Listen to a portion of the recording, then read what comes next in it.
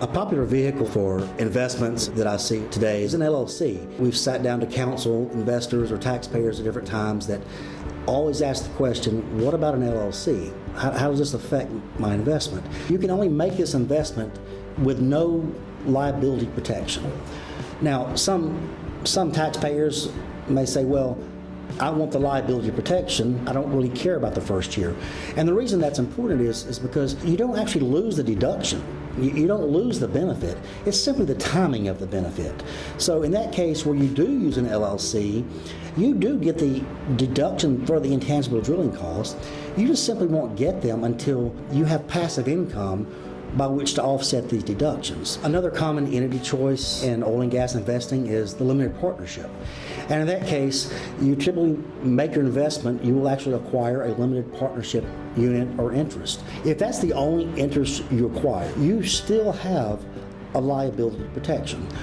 What you should find, though, is that a company that would be offering this limited partnership unit at the same time would offer you what's called a general partner unit.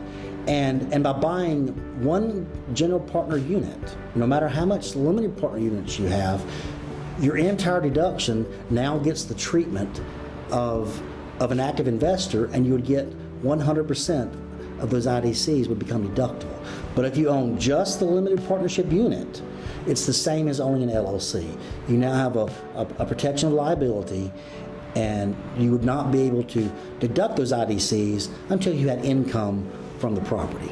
If it comes down to a choice between making your investment in an LLC or a limited partnership and the tax benefits, there really is no difference.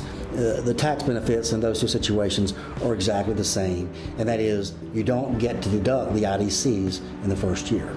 The most common structure we see in oil and gas investing is the use of the limited partnership more than the LLC, and the reason is very simple. When you make your investment inside of that entity, it affords you the opportunity to have your investment structured in a way that gives you 100% of the deduction in the first year.